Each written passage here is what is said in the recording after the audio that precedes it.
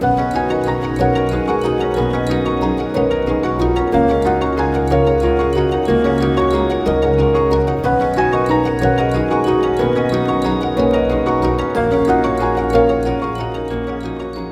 cantina è stata fondata nel 1960 da Peppino Sais e altri 27 soci, e ha partecipato a questo la LETFAS, che era l'ente di trasformazione agraria della Sardegna. Poi la cantina di Sant'Adi, che era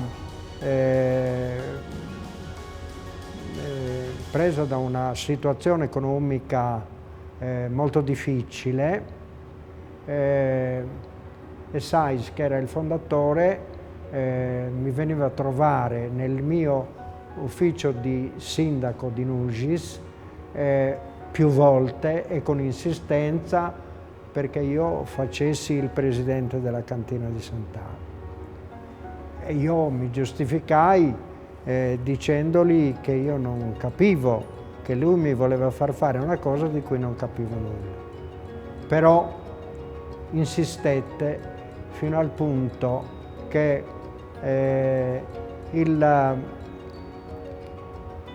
il 16 di luglio del 1976 sono diventato presidente della cantina di Sant'Adi e successivamente anche presidente del consorzio dei vini DOC, di cui sono stato cofondatore assieme alla Camera di Commercio di Cagliari e all'Union Camere della Sardegna e altri sette cantine.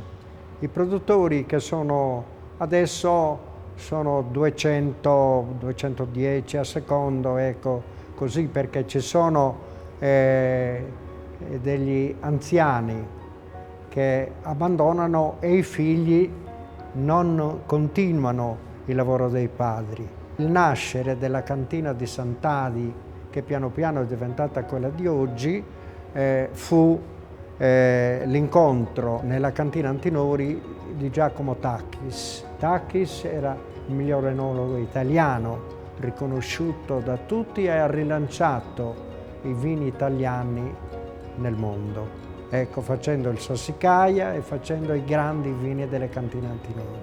Nel 1984, perché aveva iniziato a lavorare prima, è nato il Terrebrune, dopodiché è nato il Roccarrubia e dopodiché piano piano è nato il Latinia, e sono nati tutti i vini di maggiore pregio che hanno la considerazione alta non solo in Italia ma nel mondo.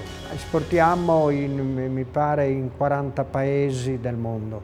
Produciamo 1.700.000 bottiglie, di quali oltre il 50% va all'estero.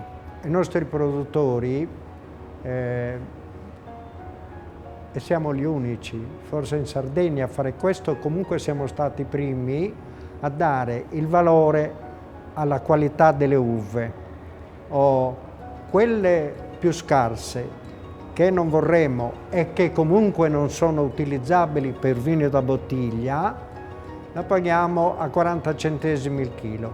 Poi andiamo mano a mano crescendo fino ad arrivare al Terrebrune, e che paghiamo a 2,20 € chilo uva, e abbiamo un saldo medio dell'uva tra i 40 centesimi e i 2,20 € di 1,51 € chilo uva. Questa annata è una annata di grandi uve e quindi di grandi vini. I premi importanti che ha avuto la cantina, i più importanti, sono quelli avuti dall'Associazione Italiana Sommelier nel 2001, facendo come il miglior vino rosso italiano, premio consegnato nella terrazza del Campidoglio a Roma. Nel 2011 all'Hilton a Roma è stato consegnato un altro premio come miglior vino d'Italia, il Terrebrune.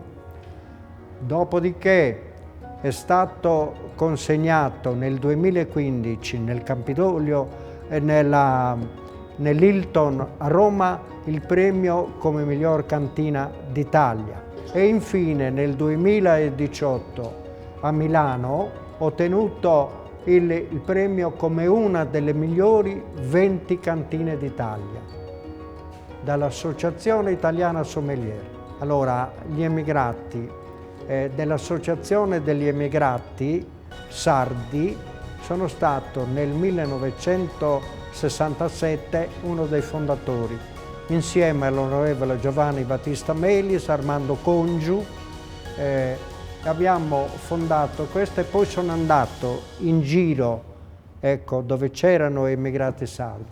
E adesso gli emigrati sardi, che ci sono ancora dei vecchi, ma ci sono i figli, sono i più grandi sostenitori dei vini della cantina di Sant'Adi e anche di altri vini sardi nel mondo.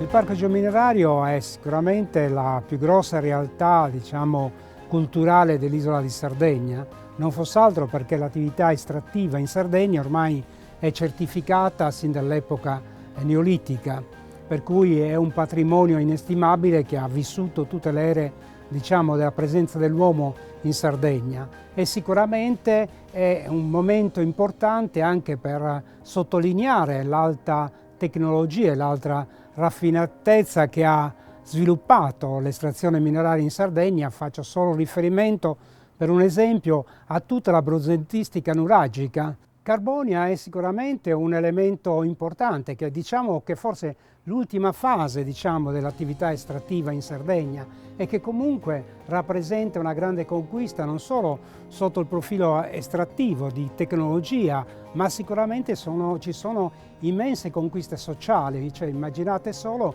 che appunto la nostra città di Carbonia nasce per una città mineraria, con tutte quelle attenzioni che lo sviluppo sociale dell'attività estrattiva, quindi dei nostri padri, ha conquistato nel tempo. Cioè, gli operai avevano la loro casa di abitazione, cosa che non avvenne con molti minatori che sono espatriati poi in Belgio, che vivevano in capanne, che vivevano in strutture fatiscenti.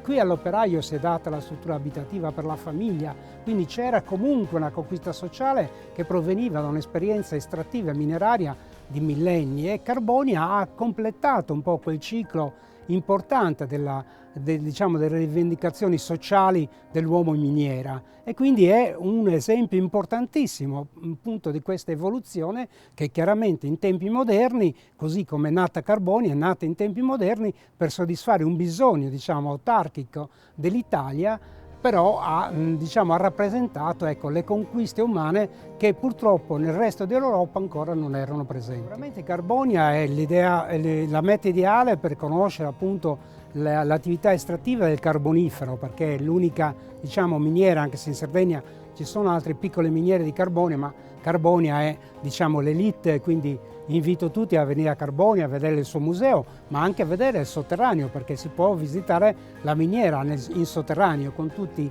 gli ultimi macchinari utilizzati per attaccare appunto i filoni carboniferi. E quindi la miniera comunque carbonifera continua ancora nella miniera qui vicina, dove la Carbosulcis sta impegnando appunto nella nuova ricerca. Faccio l'esempio, oggi si parla tanto della spirulina. La spirulina è un'attività che si sta sviluppando nella ricerca a Serbariu, cioè nella miniera qua vicino. Insomma, ci sono diciamo, le ricerche che sta facendo la Sato Carbo, che ha la sede qui proprio nella grande miniera, ma lì sviluppa le attività di ricerca come quella dello stoccaggio dell'anidride carbonica nel sottosuolo. Insomma, ci sono molte attività di ricerca che meritano l'attenzione anche dell'opinione pubblica, perché comunque è un'evoluzione importantissima che nasce appunto da questo luogo, dal luogo dell'ultima fase estrattiva mineraria,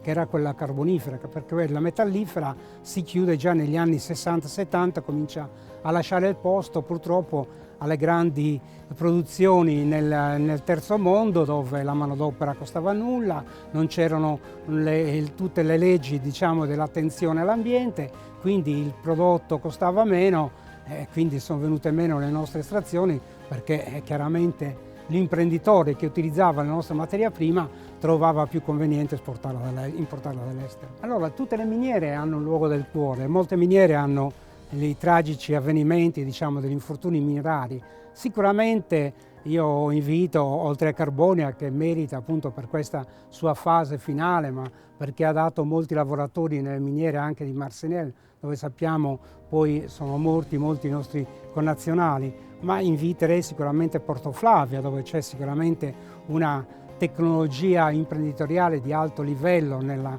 realizzazione dei silos, questo grande deposito minerario che consentiva lo stoccaggio di minerali in attesa del buon tempo e consentire alla nave di attraccare in questo porto fantastico che è Portoflavia.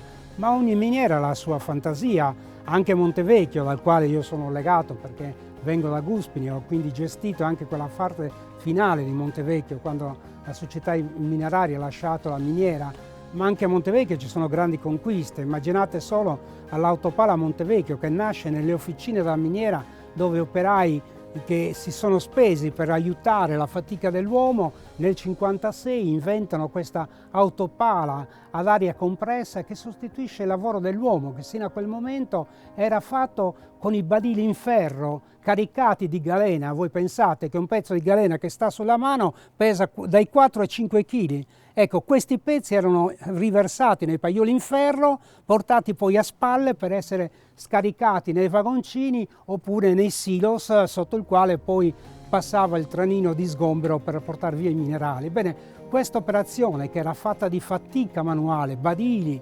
paiolo e forza di braccia e spalle, viene sostituita da questa macchina che era guidata da un operaio che raccoglieva i minerali dopo essere caduti dalla volata, caricati su un suo vagoncino e poi portati appunto alla carica nei vagoncini. Questo ha rivoluzionato l'attività mineraria nel mondo, tant'è che ancora oggi troviamo autopale Montevecchio nelle miniere africane. Purtroppo siamo stati poco attenti, perché questa nostra idea è stata poi brevettata dall'Atlas Copco, che l'ha distribuita nel mondo, quando invece forse a bocca di miniera avremmo potuto fare la verticalizzazione delle nostre invenzioni, chiamiamolo così, che è un'invenzione, ripeto, estremamente importante, estremamente diciamo tecnicamente anche di grande rilievo storico, insomma, e sociale.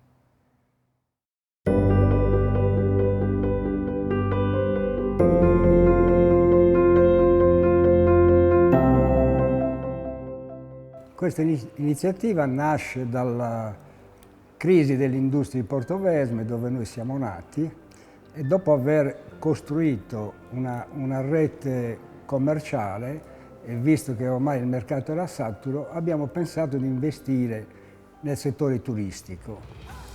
La realtà turistica in zona è una realtà frantumata, dispersa.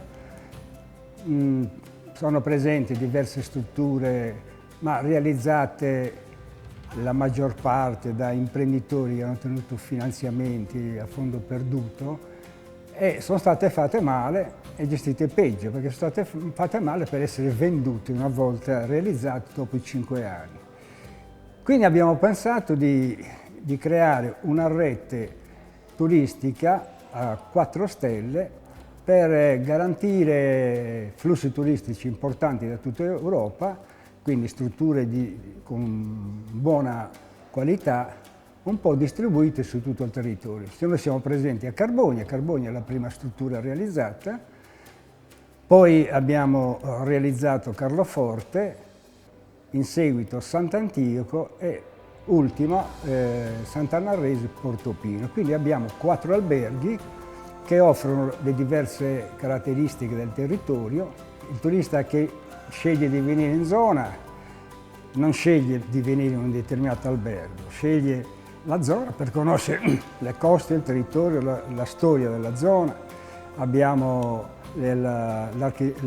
l'archeologia mineraria, l'archeologia storica, abbiamo diversi siti storici, poi abbiamo le coste, abbiamo le tradizioni, la cultura, una storia molto interessante, antica, che in qualche modo rivive nelle iniziative di tutti i comuni, di tutti i territori. Quindi il turista che viene in zona ha un ampio ventaglio di possibilità.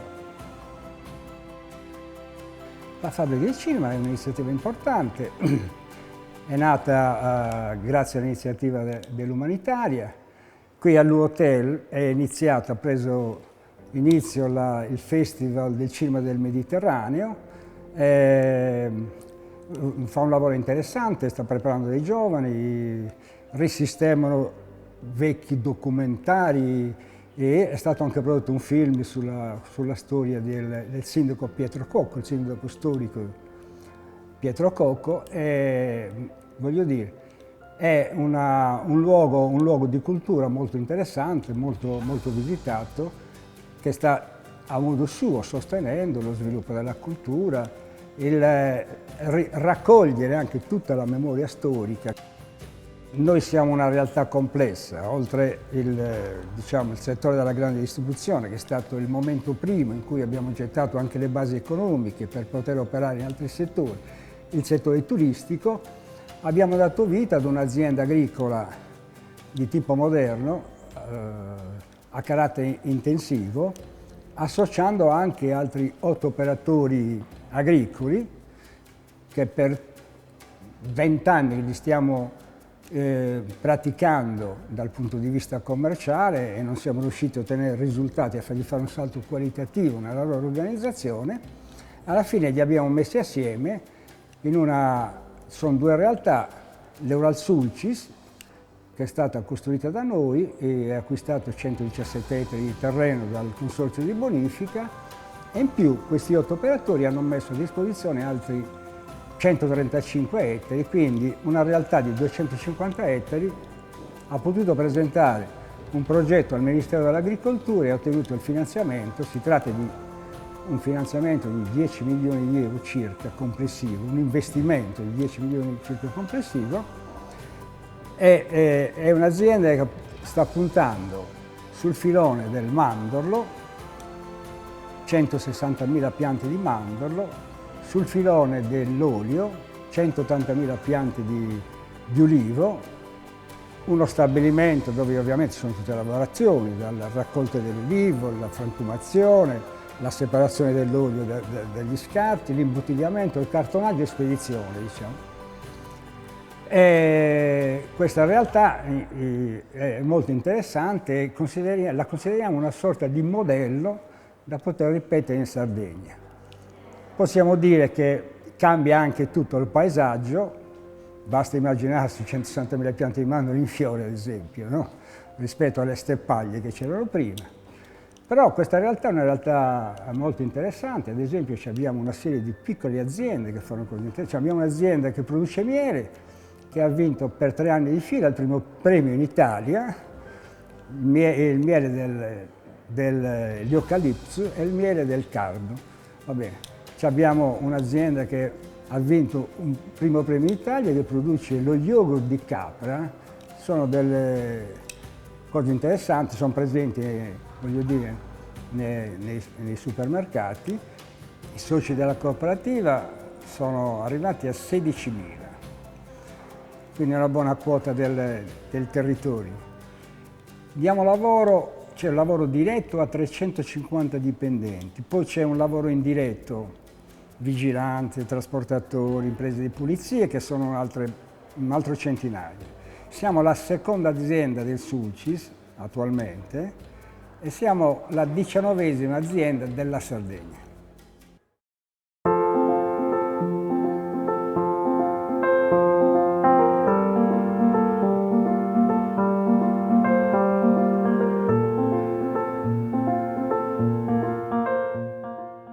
definire Carbonia come città invisibile.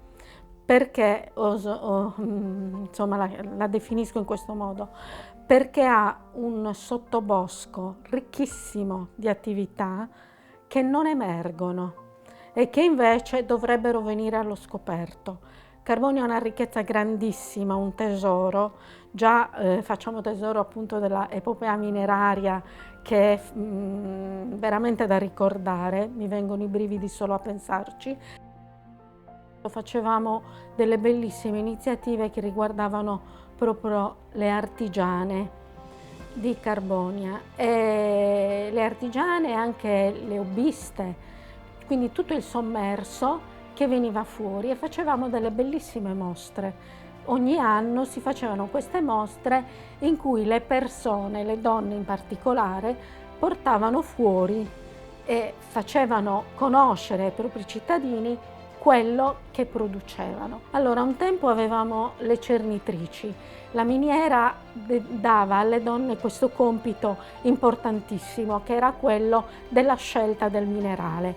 La scelta del minerale che veniva selezionato e veniva praticamente diviso in tanti passaggi. C'era quello più puro, quello meno puro, insomma veniva selezionato. Allo stesso modo le cernitrici di oggi, che sono le donne che scelgono i loro materiali, li lavorano, li selezionano, li amano. Il Ristorante Letizia esiste dal 1929, era di Letizia, che era la prozia di mio padre. Letizia era una signora, diciamo un'imprenditrice vecchio stile, molto forte, che aveva aperto, non era proprio un ristorante, forse prima in quel tempo non c'erano veri e propri ristoranti, era una bettola, si servivano uova sode, grive e cinghiale, e poi del vino.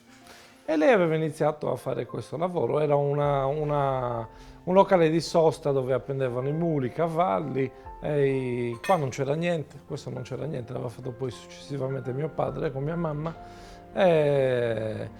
e facevano questo. Poi mio padre a 18 anni ha voluto intraprendere l'attività, qui è nata una discoteca, una delle prime discoteche del Sulcis, questo è ancora il vecchio pavimento, non so se si nota, che era della discoteca.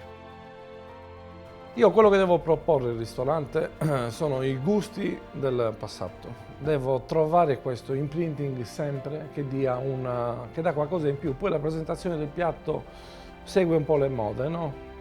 Ad esempio si utilizzava sino a qualche anno fa un piatto quadrato, rettangolare, anziché tondo, però il contenuto se non c'è è un problema. Quindi Letizia cosa ci ha insegnato, e mia madre soprattutto, a utilizzare i prodotti del territorio. Io faccio una fregula, ad esempio, l'ho rivisitata e faccio una fregula cacio, pepe e pere, che si chiama Un viaggio a Roma, perché io la prima volta che ho assaggiato i tonnarelli cacio e pepe ero a Roma e ho detto, ma usate un pecorino sardo, io devo fare qualcosa con un prodotto sardo, non un tonnarello. Allora inventai questa qualche anno fa, ormai sono passati 10 anni forse, la fregula cacio pepe e pere, che è mantecata come fosse un risotto, ad ultimo mettiamo il pecorino e poi lo finiamo con le pere selvatiche. Proponiamo in questo periodo specialmente i funghi, avendo la lecetta più grande d'Europa, qua a 2 passi, proprio facciamo 2 passi e ci arriviamo. E avendo questa produzione di funghi, questa fioritura si chiama proprio così, di funghi spontanei, ci siamo inventati un po' una cucina del territorio legata ai funghi, utilizzando sempre prodotti locali o quando è possibile, oppure prodotti comunque sardi, come per esempio il casizzolu o ad esempio il miele di Nugis, per poter realizzare i nostri piatti. Allora, il fungo porcino noi ce lo siamo inventati nel gelato. Facciamo un gelato di funghi porcini, mantecato al momento. I porcini tra l'altro li pastorizziamo prima, li termizziamo, quindi li portiamo a una temperatura di meno 20 gradi, poi li togliamo fuori ed è sanissimo da mangiare. È quasi crudo, però è un sapore incredibilmente vivace, diverso da quello che ci si aspetta sul salato. In questo periodo sa soprattutto di vaniglia, è un gusto che ha la fioritura del porcino in questo periodo ed è particolare, mettiamo solo latte, uova e funghi porcini.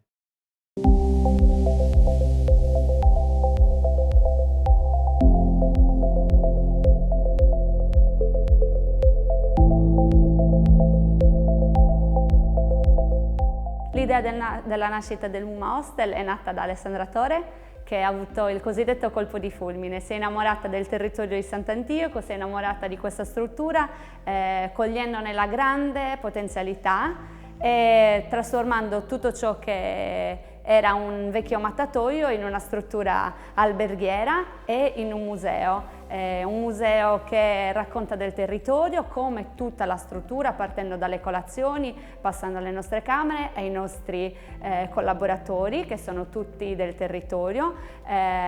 Si respira l'aria antiochiense in ogni punto del Muma Hostel. Si viene qui per sentirsi a casa come un vero antiochiense.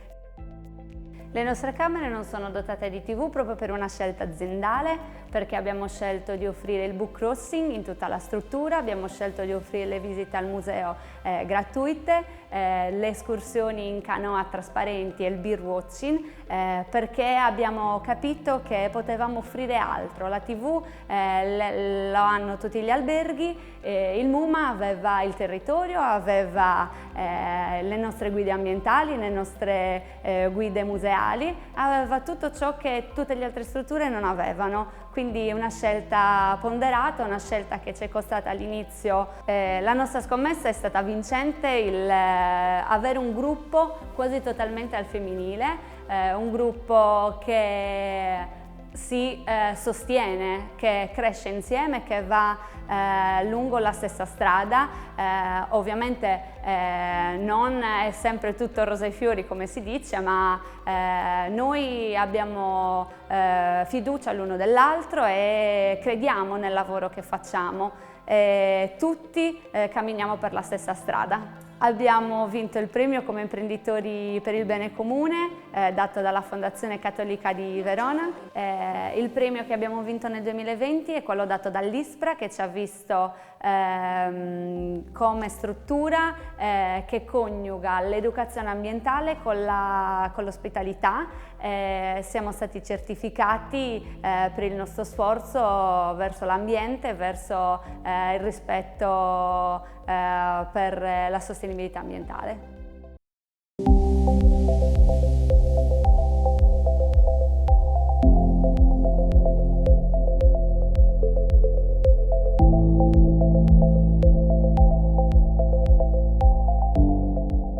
La nostra attività, nata a Sant'Antioco all'inizio del Novecento, è stata creata da mio nonno, che aveva fino a quel momento svolto un'altra attività. Lui era praticamente un muratore.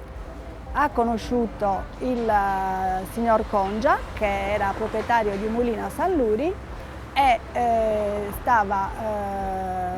si è praticamente appassionato, perché ha voluto proprio approfondire il lavoro della panificazione, come si doveva svolgere. A questo punto lui ha deciso di creare l'attività facendosi aiutare da questo suo amico Congia, che gli ha insegnato persino a fare il pane cosiddetto di San Luri, detto in sardo di Seddori. Da lì nonno è andato avanti per la sua strada, ha coinvolto chiaramente la sua famiglia, quindi i figli maschi, compreso mio padre, che è arrivato poi avanti con gli anni, e lì è sorto il problema di come chi dovesse continuare l'attività. Io e mia sorella ci siamo guardate in faccia dopo il nostro percorso universitario e abbiamo detto: cosa facciamo? Continuiamo noi? Ci dispiaceva tantissimo sapere che questa attività di famiglia potesse finire in mano a qualcun altro, insomma. Quindi abbiamo deciso di iniziare questo percorso insieme, io e lei, e per un po' di anni abbiamo tirato avanti fino ad oggi, e adesso è subentrata Elena, mia figlia, che comunque posso dire essere, secondo me, una degna diciamo, erede di questa lunga tradizione. Mio padre non era assolutamente convinto di poter affidare a noi questa attività perché pensava che dovesse essere un lavoro solo da uomini, perché diceva che era comunque un lavoro pesante, perché comunque il lavoro si faceva la notte, quindi i panettieri andavano seguiti, eccetera. E noi però pensavamo che attorniandoci di una buona squadra di panettieri che comunque potevano avere la nostra fiducia si potesse continuare l'attività e così è stato finora. Allora, della vecchia tradizione noi stiamo continuando a mantenere comunque il pane grosso, il pane sedori e continuiamo comunque ad usare lo stesso sistema di lavorazione con la pasta madre, comunque con sovramento, e continuiamo ad utilizzarlo.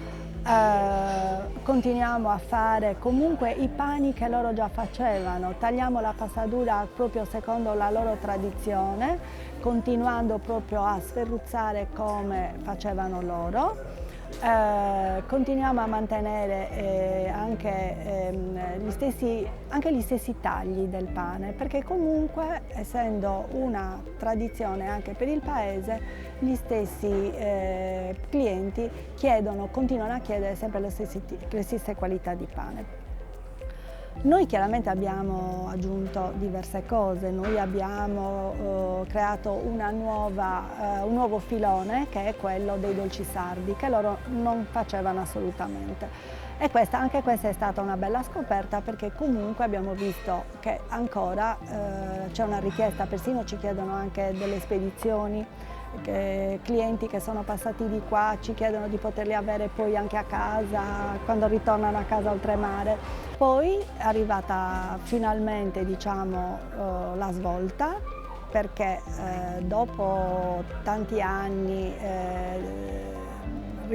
diciamo, passati a rincorrere un sogno che era creare un laboratorio nuovo tutto nostro, diciamo che ci siamo quasi riusciti, perché comunque il laboratorio già esiste, a breve dovremo riuscire a portare dentro anche tutti i macchinari nuovi, abbiamo già stabilito quali saranno, diciamo che sono semplicemente da scartare e portare dentro, e abbiamo tra l'altro timidamente iniziato anche questa nuova produzione, che è quella di riscoprire i grani antichi e li stiamo utilizzando per fare questa piccola linea di pane, per esempio con trigo murru, con dentegani e con altri grani comunque sardi. Abbiamo voluto utilizzare un campo che abbiamo ricevuto in eredità di circa 2 ettari e li abbiamo utilizzati per coltivare proprio dentegani, e abbiamo avuto anche la fortuna di persone che ci hanno messo a disposizione anche un altro terreno dove anche lì abbiamo coltivato dentegani che abbiamo raccolto, è tutto di recente, insomma il periodo della mietitura, e a breve tra fine ottobre appunto e inizi di novembre andrà anche al mulino, quindi verrà macinato e dovremmo poi, appena pronto, utilizzarlo per fare anche per un breve periodo il nostro pane col nostro grano, e in questo modo abbiamo chiuso la filiera.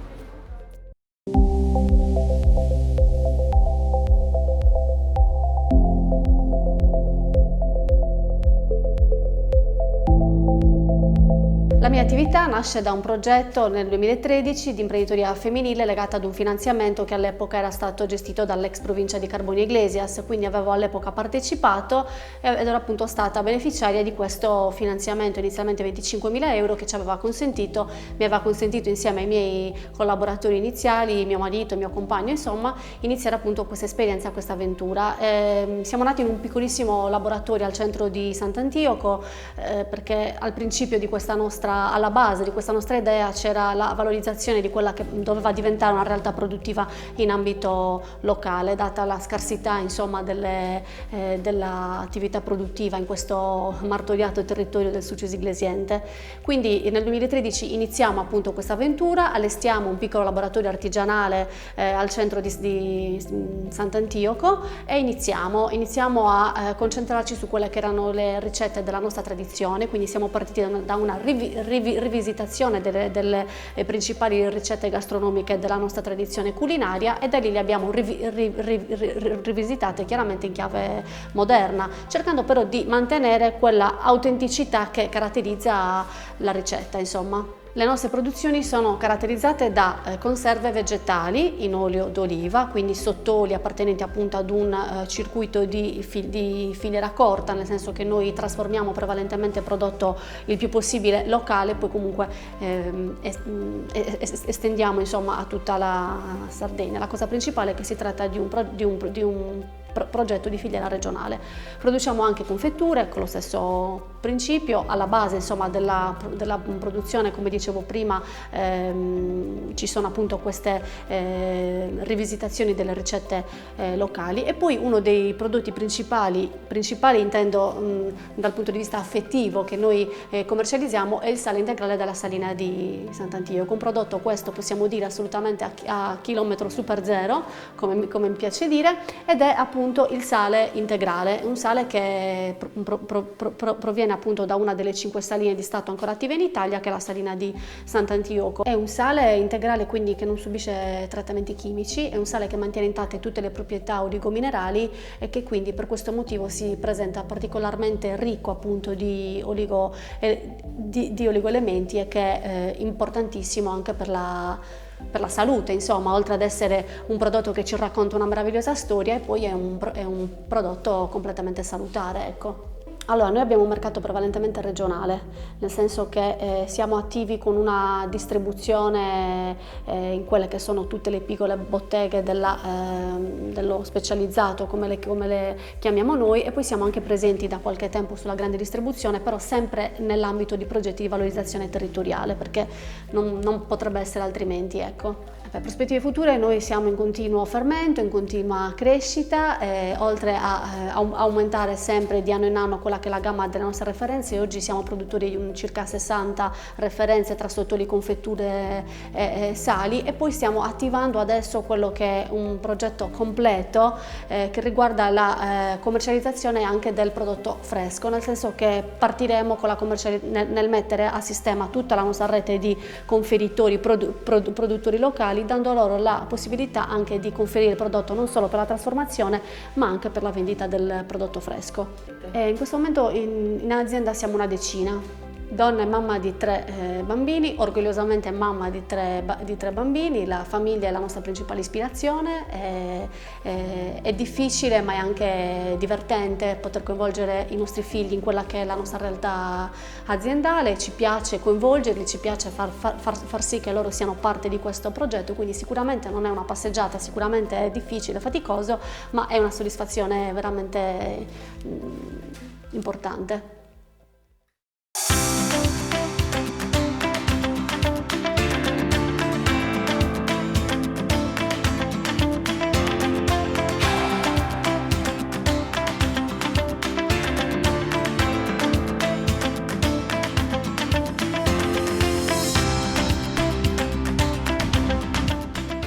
Siamo entrati in produzione con Sarda Affumicati nel 1987. La società Sarda Affumicati è stata costituita nel 1987 e siamo entrati in produzione nell'88 in località Sago Lombera di Buggerro. Il primo prodotto che abbiamo realizzato è l'anguilla affumicata.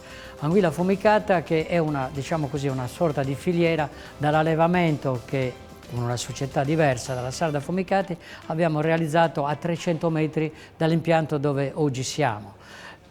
Ovviamente siamo stati i primi in Italia allora a produrre l'anguilla affumicata e con una punta d'orgoglio devo dire che tuttora 2021, prossimi al 2022, siamo gli unici in Italia che produciamo l'anguilla affumicata, intera e sfilettata.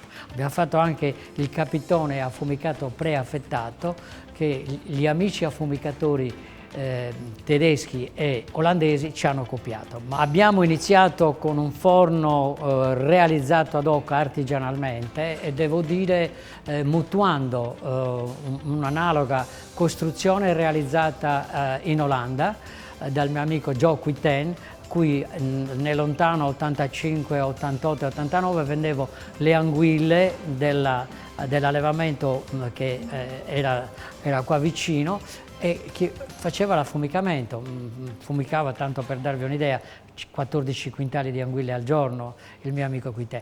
E andai là, gli dissi fammi vedere, e con un sorriso molto benevolo mi fece vedere tutto l'impianto, e da lì, facendo il giapponese, il copycat giapponese, abbiamo realizzato lo stesso impianto qua in Sardegna.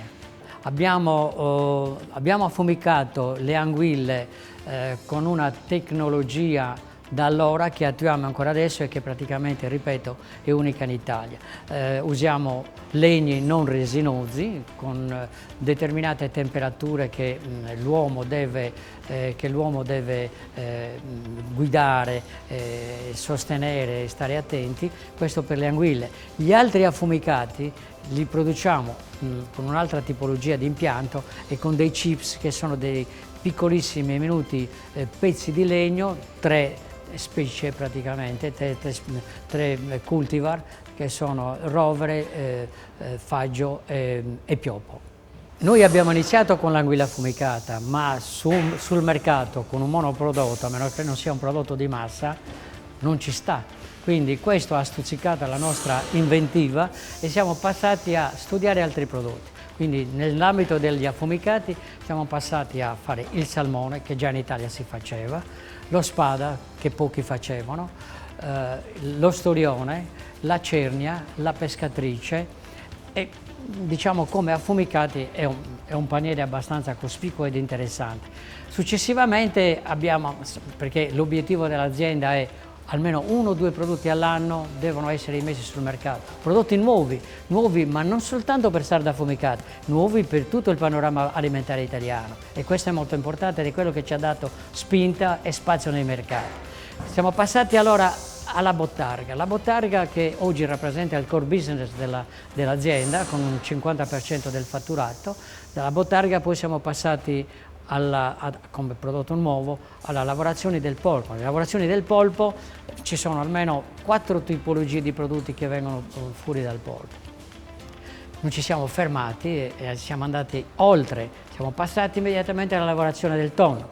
Il tonno rosso in scatola e anche in vati di vetro, e il tonno pinna gialla sotto olio, che ugualmente sta avendo un grande successo perché è una ricetta tutta particolare. È ovvio che stiamo sempre lavorando. Oggi siamo passati ai vasetti di mugine macinata, siamo passati alle gambe di polpo in atmosfera modificata, che è sui principali banchi della grande distribuzione in Italia.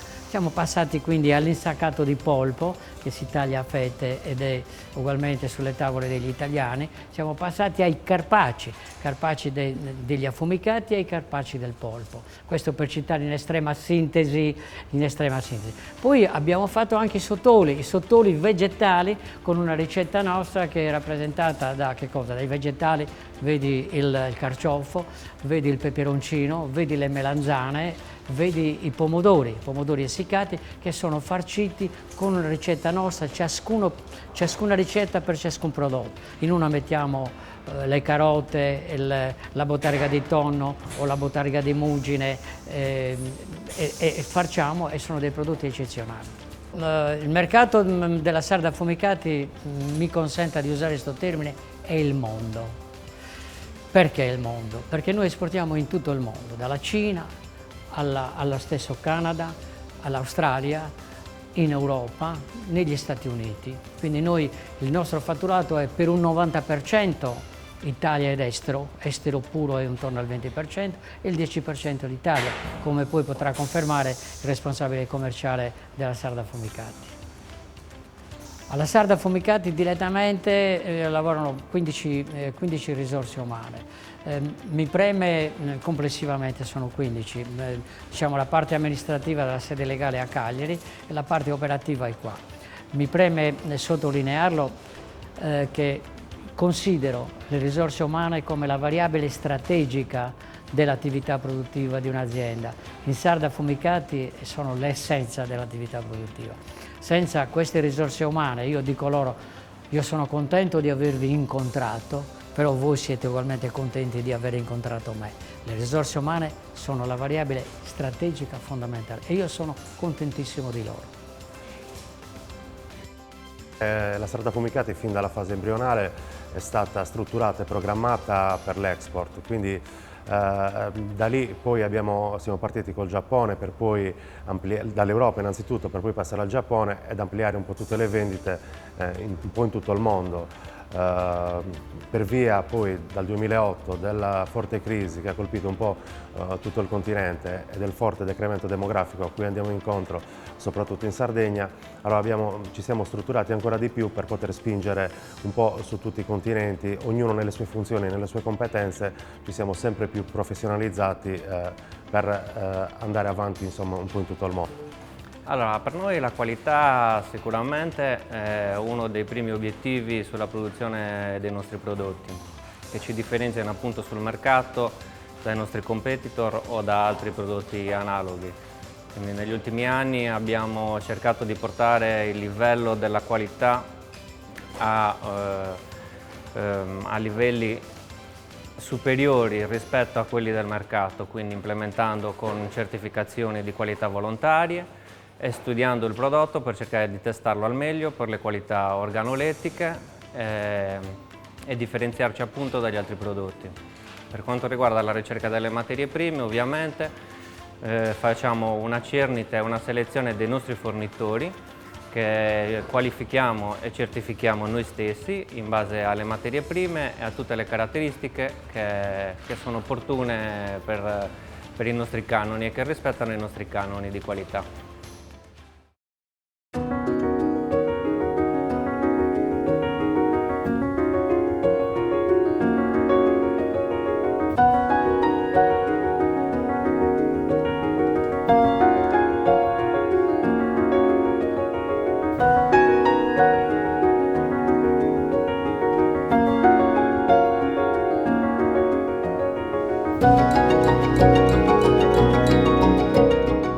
L'idea del Cammino Minerario di Santa Barbara nasce proprio in questa galleria, che si chiama Galleria Villa Marina, dove noi 20 anni fa abbiamo trascorso un anno sottoterra per costringere il Parlamento ad adottare la legge istitutiva del Parco Geominerario, e quella lotta era appunto mossa dal desiderio, dall'esigenza di trovare una via nuova per la rinascita di questo territorio che fosse fondata non più sul lavoro di miniera, ma sulla valorizzazione del patrimonio storico-culturale immenso che ci ha lasciato in eredità questa grande epopea mineraria. Dopodiché, come volontari, come associazione di volontariato, abbiamo ritenuto di poter dare un contributo noi direttamente per la valorizzazione di questo patrimonio, e lo abbiamo fatto individuando, in un periodo nel quale forse non ci si pensava, un modo nuovo di valorizzare questo patrimonio, che è il cammino lento, il turismo a passo lento. E in questo modo ci siamo messi a lavoro per nostro diletto, perché noi volevamo riaprire queste antiche strade, queste vecchie vie scavate dai minatori, e abbiamo capito allora che davvero questo patrimonio poteva essere valorizzato e fruito con questo nuovo modo di lavorare. E soprattutto abbiamo scoperto che si poteva valorizzare avendo come riferimento non più il buio della miniera, ma la luce del patrimonio, la luce del paesaggio, e quindi da questo punto di vista abbiamo quasi superato il paradigma del buio e vita. Noi adesso diciamo la luce del paesaggio è vita, la luce del paesaggio può contribuire con la sua conoscenza a valorizzare il grande patrimonio, non solo quello minerario, ma anche quello storico-culturale che è legato ai, diciamo così, agli 8.000 anni di storia della presenza dell'uomo in questo territorio. Ecco, il Cammino Minerario di Santa Barbara è un anello lungo 500 km, che interessa tutto il bacino minerario del Sulcis Iglesiente, Arburese e Guspinese, quindi tutta la Sardegna sud-occidentale, dove è custodito questo enorme patrimonio ereditato appunto dall'attività mineraria pregressa. E si può percorrere in 30 tappe, noi perlomeno l'abbiamo strutturato in 30 tappe, alcune lunghe anche 22 km, altre più corte, soprattutto quando lungo le tappe si trovano e si incontrano delle emergenze museali che vale la pena di visitare. Quindi in quel caso lì lasciamo il tempo ai pellegrini, agli escursionisti di visitare i siti come Porto Flavia, che è visitato da tutti, oppure come la grande miniera di Serbariu, che è diventato un'eccellenza anche in Europa dal punto di vista museale, e quindi le tappe sono strutturate in funzione delle cose da vedere, in funzione delle difficoltà e in funzione anche della capacità che uno ha capacità o allenamento, forza che ha di fare tanti più chilometri in buona sostanza. Ecco, le persone che vengono a percorrere il cammino di Santa Barbara sono tutte belle persone, belle nel senso non soltanto esteriore ma nel senso interiore, belli quindi che portano valori spirituali importanti, che portano valori diciamo di attaccamento, di rispetto dell'ambiente, di rispetto e stima del patrimonio storico-culturale, quindi sono persone che ci porteranno anche un contributo dal punto di vista della riconversione anche culturale di cui abbiamo bisogno, perché questo nuovo processo di fruizione del patrimonio richiede non soltanto una rigenerazione economica e sociale, ma anche una rigenerazione culturale. E in questo credo che queste belle persone che stanno venendo da tutto il mondo ci possono davvero, anzi dico che ci stanno già dando una mano d'aiuto, perché la loro contaminazione con i cittadini e con noi stessi che gestiamo questo patrimonio sono davvero una cosa importante che si sta toccando con mano. Quindi non solo mare e miniere, e quindi non solo l'economia del buio, ma anche paesaggio, bellezza e belle persone che ci stanno portando, dicevo, un grande contributo. Quindi dall'economia del buio, diciamo, all'economia della bellezza, all'economia del paesaggio. Questo credo che sia un elemento importante a cui l'Unione Europea tiene in modo particolare, e su questo noi dobbiamo insistere, perché i risultati che stiamo avendo in così poco tempo sono tali per cui possiamo non essere trionfalisti, ma diciamo modestamente pensare che i primi frutti stanno arrivando e che questo bel progetto può diventare un sistema economico, così come lo è diventato per la regione della Galizia in Spagna, o per la via Francigena nelle regioni italiane, che è attraversata dalla Valle d'Aosta fino ad arrivare a Roma.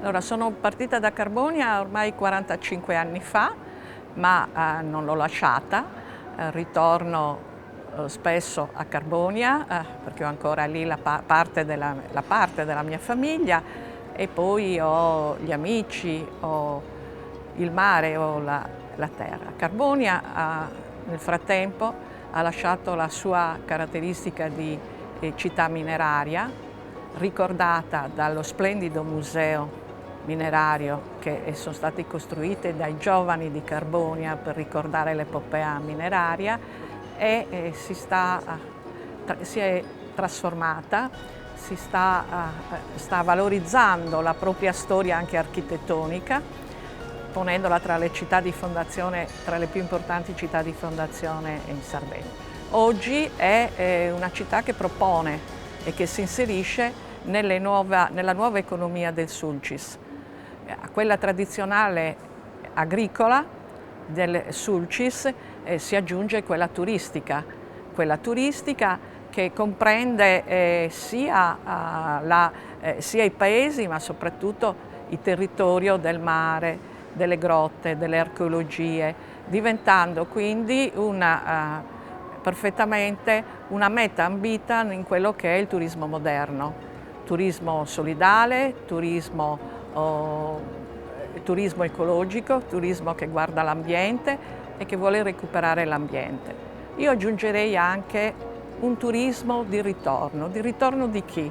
Di noi emigrati, sia quelli che sono di prima generazione, ma soprattutto quelli di seconda e terza generazione, che di Carbonia e del Sulcis hanno sentito parlare dai propri genitori, oppure quando c'erano le colonie per i figli degli emigrati hanno fatto le loro vacanze a Portofino, a delle colonie appunto della regione che accoglievano questi bambini. Oggi loro vengono a visitare seconde e terze generazioni la loro terra e anche questa è una risorsa. Carbonia si sta proiettando quindi anche in uno scenario di turismo internazionale grazie all'emigrazione e grazie anche a modelli simili che si verificano nelle città ex minerarie d'Europa, dove i siti minerari diventano centri di cultura, diventano attrazione turistica, diventano luogo di visita della storia di tutto il mondo minerario.